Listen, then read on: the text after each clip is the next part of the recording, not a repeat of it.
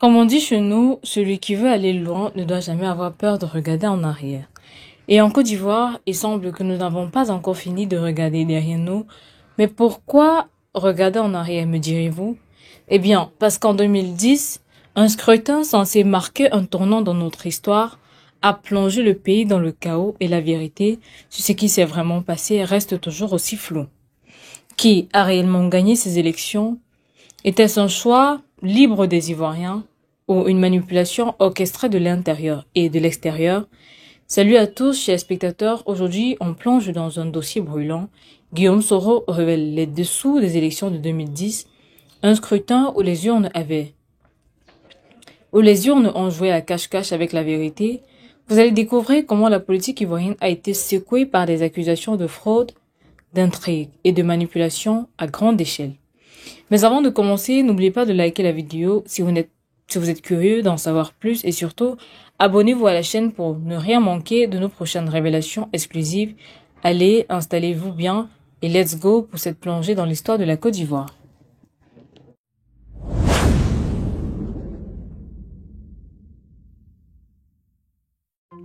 Les élections de 2010 qui auraient cru que ce moment censé marquer la fin d'une longue crise politique allait se transformer en un embryo politique aussi compliqué qu'un plat d'ondolets mal préparé. La Côte d'Ivoire, après une décennie de guerre civile, d'instabilité et de rancœur, se trouvait enfin face à la promesse d'un avenir démocratique et pourtant, c'est à ce moment précis que la confusion s'est installée. L'image de ce scrutin, pourtant censé être un moment de célébration de la démocratie, reste gravée dans les mémoires collectives comme d'une bataille de chiffres et de décisions divergentes. Tout commence avec un second tour qui oppose Laurent Gbagbo, l'ex-président de la barre depuis 2000, à Alassane Ouattara, un ancien premier ministre avec des appuis internationaux solides. L'issue du scrutin semble avoir clair pour beaucoup. Ouattara est l'homme du changement, celui que l'international veut voir à la tête du pays. Mais dans les faits, l'histoire ne se résume pas à un simple choix entre deux hommes. Non, ce qui s'est joué en 2010 ressemble davantage à une pièce de théâtre où les acteurs principaux sont soutenus par des forces invisibles et puissantes. Le Conseil constitutionnel dirigé par Paul Yao Dré annonce une victoire de Gbagbo, mais au même moment, la Commission électorale indépendante CEI, quant à elle, proclame Ouattara vainqueur. C'est un coup de théâtre à couper le souffle. Deux verdicts opposés, deux interprétations de mêmes urnes, alors qui dit vrai, qui dit faux? La scène se transforme en un véritable terrain de bataille où l'enjeu n'est plus seulement de savoir qui a gagné, mais de savoir qui va faire entendre sa version de l'histoire. Le rôle des observateurs internationaux dans cette affaire n'est pas à négliger. L'ONU, comme un invité surprise, intervient pour valider la victoire de Ouattara, soutenu par la France, grande amie de l'opposant, une situation étrange qui fait naître des doutes dans l'esprit de nombreux Ivoiriens. Sont-ils devenus des spectateurs dans leur propre destin politique? Voilà la question qui se pose. La confusion s'installe dans ce marasme de résultats contradictoires, des accusations de fraude apparaissent à foison, des urnes bourrées, des bureaux de vote fermés, des électeurs intimidés, tout semble se dérouler comme dans un film de suspense. Et comme toujours, ceux qui auraient dû garantir la transparence sont accusés d'avoir baissé les bras ou pire, d'avoir ouvert la voie à des manipulations. Alors que la tension monte, les rumeurs circulent et se propagent, la vérité, c'est que tout est déjà joué ailleurs. Diront certains, le pays bascule alors dans un tourbillon de violence qui entraînera des milliers de morts et des centaines de milliers de déplacés. Pour certains, c'est la fin du règne, pour d'autres, l'intronisation d'un nouveau pouvoir qu'ils jugent imposé par la force et non par le choix du peuple. Mais ces élections, plus qu'un simple affrontement politique, représentent aussi un test de loyauté et de résistance pour un pays fragile. Un test qui mettra à nu non seulement des failles d'un processus électoral mal ficelé, mais aussi les luttes d'influence à l'échelle internationale. La question de savoir qui a réellement gagné les élections de 2010 reste encore aujourd'hui un sujet de débat en Côte d'Ivoire, et ce n'est pas un hasard si les révélations récentes de Guillaume Soro viennent secouer cette vieille affaire. Et c'est justement là que Guillaume Soro entre en scène pour lever un coin du voile sur ce qui s'est réellement joué en coulisses parce que, Comme il le dit lui-même, il est grand temps de dire la vérité. Vous savez, en politique, il y a toujours des secrets bien gardés, des petites manigances, ce qu'on n'a jamais vraiment envie de partager. Mais quand un homme décide de tout dire, il n'y a plus de place pour la demi-mesure. Guillaume Soro King Bafouret, l'ex-premier ministre, a bien compris ça. Après des années passées dans le cercle fermé des décisions politiques ivoiriennes, Soro décide enfin de sortir de l'ombre et de dévoiler ce qu'il appelle la vérité sur les élections de 2010. Mais attention, ne vous y trompez pas, ce n'est pas un simple déballage de potins ou un coup de colère, non. C'est un véritable coup de massue qu'il abat sur le système politique, un système qu'il accuse d'avoir été manipulé bien au-delà de ce que l'on a vu ou ce que l'on a voulu nous faire croire. Selon Guillaume Soro, les élections de 2010, qui auraient dû être un modèle de transparence et de démocratisation, ressemblent plutôt à une gigantesque partie de poker où les jetons n'étaient pas vraiment là pour être distribués de manière équitable. Pour lui, Ouattara a été porté au pouvoir non pas par le choix des Ivoiriens, mais par une combinaison habile de fraude électorale, de manipulation médiatique et, tenez-vous bien, d'une collaboration bien rodée avec l'ONU et la France. La scène est digne d'un thriller politique, un coup d'État déguisé selon Guillaume Soro, où le peuple ivoirien n'a été qu'un spectateur malheureux, pris en otage par les grandes puissances. Soro ne mâche pas ses mots. L'ONU, selon lui, a joué un rôle crucial dans la victoire d'Alassane Ouattara. Et ce n'est pas un hasard si les forces de maintien de la paix ont pris position pour garantir la sécurité des bureaux de vote. La question qui se pose alors, ces forces étaient-elles là pour veiller à la transparence du scrutin ou pour jouer le rôle de garde de corps d'un camp déjà désigné gagnant? Pour l'ancien Premier ministre, la réponse est claire. Elles ont été là pour valider coûte que coûte l'issue du scrutin, peu importe ce qui se passe sur le terrain. Mais tenez-vous bien, ce n'est pas tout car Guillaume Soro va plus loin et accuse directement la France de s'être immiscée dans les affaires ivoiriennes pour garantir la victoire de son protégé Ouattara. Un rôle de bras armé international que beaucoup d'Ivoiriens n'ont pas oublié et pour cause, c'est un fait. La France, sous Nicolas Sarkozy, a soutenu activement Ouattara, notamment par l'envoi de troupes françaises et par des manœuvres diplomatiques. Mais comme dans un film à suspense, la vraie question est qui tire les ficelles de ce grand jeu. Est-ce réellement la volonté des Ivoiriens ou est-ce un pari politique fait à Paris? À ce stade, on peut presque entendre se recréer dans l'arène. Où est la vérité? Mais plus que tout, ce qu'il nous livre, c'est la conviction que ce qui s'est passé en 2010 n'était pas un simple jeu démocratique. Non, c'était une partie où les dés étaient pipés, une partie où l'issue était déjà décidée bien avant que le peuple ne mette son bulletin dans les urnes.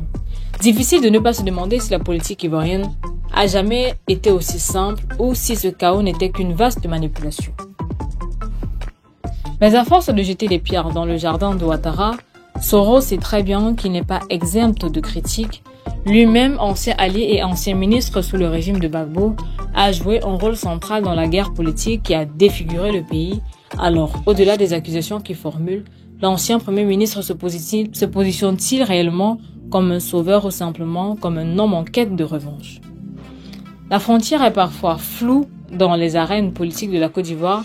C'est dans ce contexte brûlant de révélations et de tensions que l'on se demande quelle sera l'étape suivante de ce feuilleton politique, parce que comme on dit chez nous, quand les casseroles sonnent, c'est qu'il y a toujours quelqu'un qui les fait bouger. Et il semble que cette histoire n'est pas prête de se calmer d'ailleurs. Pour bien comprendre l'ampleur de ces accusations, il faut se pencher sur les conséquences de cette manipulation électorale et sur ce que cela a engendré dans la société ivoirienne. Parce qu'au final, les révélations de Soro ne sont que la partie immergée de l'iceberg. La Côte d'Ivoire, ce pays où la politique se mêle souvent à la passion, à la colère et à l'espoir, parfois même à la confusion la plus totale, après les élections de 2010 et toute la controverse qu'elles ont générée, le pays se retrouve dans un dans une embrouillamanie dont les conséquences se résonnent encore aujourd'hui. Et bien sûr, qui dit conséquences dit division. La Côte d'Ivoire est coupée en deux entre ceux qui voient en Ouattara un leader charismatique ayant restauré la paix et ceux qui n'ont jamais digéré ce qu'ils considèrent comme un coup de force, une manipulation soigneusement orchestrée. Les partisans de Gbagbo, toujours nombreux dans certains coins du pays, ont eu du mal à accepter la victoire de Ouattara. Et comment ne pas comprendre ce malaise? Il faut se rappeler que ces élections ont non seulement fait des milliers de morts, mais aussi laissé un pays traumatisé avec des familles brisées et des communautés dévastées. En divisant le pays en deux, le scrutin de 2010 a mis en lumière l'ampleur des fractures internes qui existent toujours en Côte d'Ivoire. Il ne suffit pas de prier pour que les cicatrices se referment, surtout quand ces blessures se nourrissent par des accusations de fraude et de manipulation électorale. Pour ceux qui sont restés loyaux à Gbagbo, l'histoire est claire.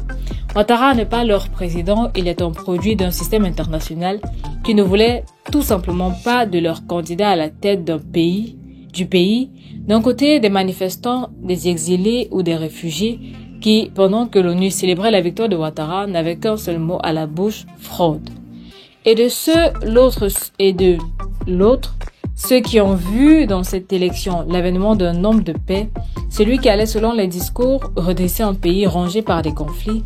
Mais ce n'est pas tout, les tensions entre les deux camps n'ont pas seulement affecté les partisans de chaque côté, elles ont aussi conduit à une méfiance généralisée vis-à-vis des institutions ivoiriennes. Le gouvernement de Ouattara, bien qu'élu avec le soutien international, s'est retrouvé à jongler avec des accusations de légitimité. En d'autres termes, il fallait maintenant non seulement gouverner, mais aussi convaincre une partie de la population que son ascension au pouvoir n'était pas le fruit d'un coup de théâtre diplomatique, une tâche colossale. Derrière les discours d'unité et de réconciliation, il y a cette réalité, une nation déchirée où chaque élection, chaque passage de pouvoir réveille les vieux démons, alors que certains se battent pour la justice, d'autres se battent pour leur suivi politique, ce qui laisse la place à une sorte de politique de chacun pour soi. Mais alors, comment espérer réconcilier ces Ivoiriens qui ont vécu cette guerre civile et cette crise politique dans leur chair? Les promesses de réconciliation sont souvent mises en pause, suspendues par les rancœurs et les non-dits qui persistent dans les rues d'Abidjan comme dans les villages du pays. Quant à Guillaume Soro, en dénonçant ce qu'il considère comme une manipulation électorale, il espère sans doute redonner du crédit à une opposition qui peine à se structurer face à un régime qui a réussi malgré tout à imposer son autorité. Mais ici encore, l'ancien Premier ministre Guillaume Soro se trouve dans une situation délicate, lui qui a été un acteur clé de la crise de 2010 et qui a longtemps partagé les mêmes alliés que Ouattara. Joue-t-il aujourd'hui une carte purement politique ou cherche-t-il réellement à faire éclater la vérité? Ce jeu de chaises musicales où les anciens alliés se retrouvent aujourd'hui face à face nourrit les doutes et les interrogations sur la véritable nature de ces rapports politiques. La réconciliation, donc, paraît être un chantier complexe et incertain. À chaque nouvelle crise électorale, à chaque accusation de fraude, à chaque division politique, c'est tout un processus de reconstruction qui semble s'effondrer. Et dans ce contexte, ce n'est pas seulement les partis politiques qui sont en jeu, mais aussi la confiance du peuple ivoirien envers ses institutions. La Côte d'Ivoire, de ce point de vue, semble être un patient en convalescence qui refuse encore de se laisser soigner, hanté par son passé et ses cicatrices. Mais au-delà de tout cela, il y a la question qui se pose: comment sortir de cette spirale? La Côte d'Ivoire saura-t-elle réellement tirer les leçons de son passé ou sera-t-elle condamnée à revivre les mêmes démons à chaque élection? Parce qu'une chose est certaine, si le pays ne prend pas le temps de résoudre ces questions profondes, chaque élection future risque de devenir une nouvelle occasion de plonger à nouveau dans l'inconnu.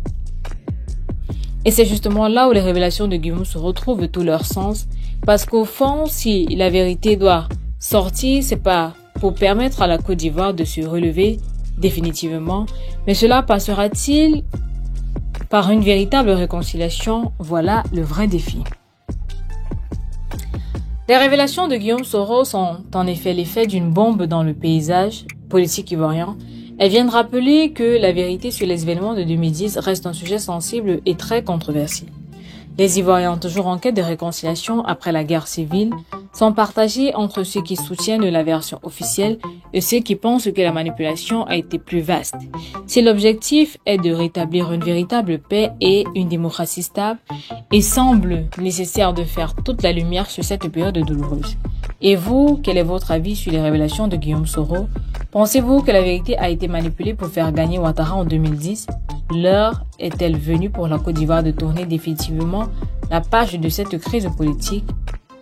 N'hésitez pas de partager vos différentes réflexions dans les commentaires avec nous, à aimer cette vidéo si vous avez trouvé cette analyse intéressante et à vous abonner à notre chaîne pour plus de contenu exclusif sur l'actualité de la Côte d'Ivoire et au-delà.